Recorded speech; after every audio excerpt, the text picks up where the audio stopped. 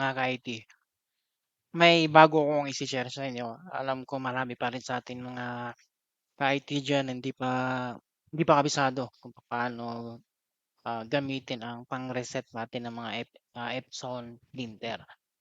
Kung ikaw ay merong L360, L200, 5190 o anong klaseng pang-reset tapos naka-encounter ka guys ng ganito. I-share ko lang sa inyo. One time nakapag-download ako ng reseta ng Epson L5190. Na-download ko na siya guys, pero ganito yung lumabas. Alam ko iba medyo kumbaga may alam na pero para dun sa mga ngayon pa lang din nag-start mag-download, ngayon pa lang din makapag-try, unang-unang pag-open mo, ganito yung lalabas. This application has been registered to Epson L, ganun, ganun, blah, blah, blah. And then pag okay mo, ganito yung lalabas. Para siyang hindi pa siya activated, ano. Kung actually ano to, unlicensed ang mga tawag dito.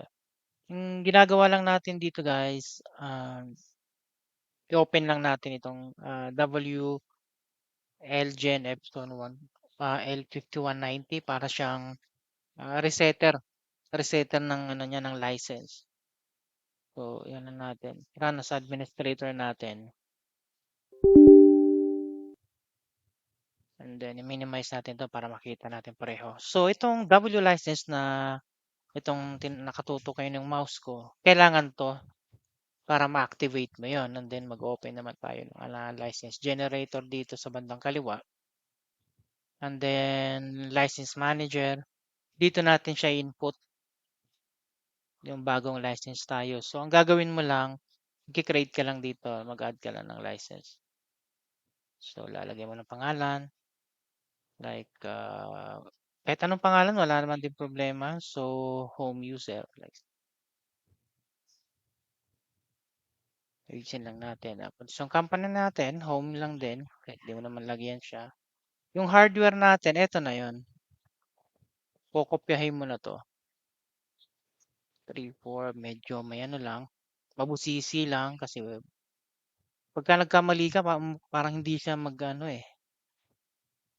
mag-activate. So guys, ang gagawin mo dito, lahat siya, kung saan mo siya ginamit na PC, parang mag-activate ka pa ni bago. Yun ang na-experience ko, pero depende rin sa ma-experience niya. Parang yun ang pagkaintindi ko.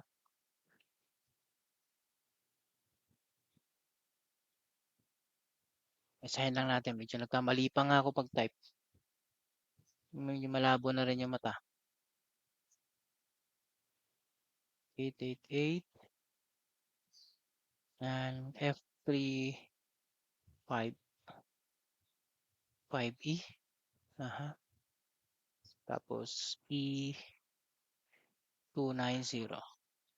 And then save lang natin. Ngayon pagkatapos natin ma-save, ah naka actually naka-select ka, no? Si-select mo yung bago mong gawa and then create license. So sabi niya rito, keys successfully generated in folder. So kung nasaan yun, nandun na yung mismo sa folder mo kung saan nandun itong license manager. Nakakopy na siya kasi doon kinopya na natin. So babalikan natin ngayon. Ayan siya, yung generator. Nandito na siya. Mag-create na siya dito. So kokopyahin lang din natin. Kakopy tapos ilalagay natin sa main directory kasi nasa loob siya dito ng folder. Ditong directory dapat ilalagay yan. So ipipaste natin siya sa labas. Ayan ako. Antayin lang natin siya mag-copy. So pagka nag-copy na, i-open na natin itong adprog.exe. Either run as administrator o double click. So, yung sabi niya, this application has been registered to yung bago natin gawang account.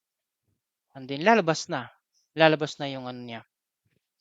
Yung program niya. Isi-select mo na lang siya.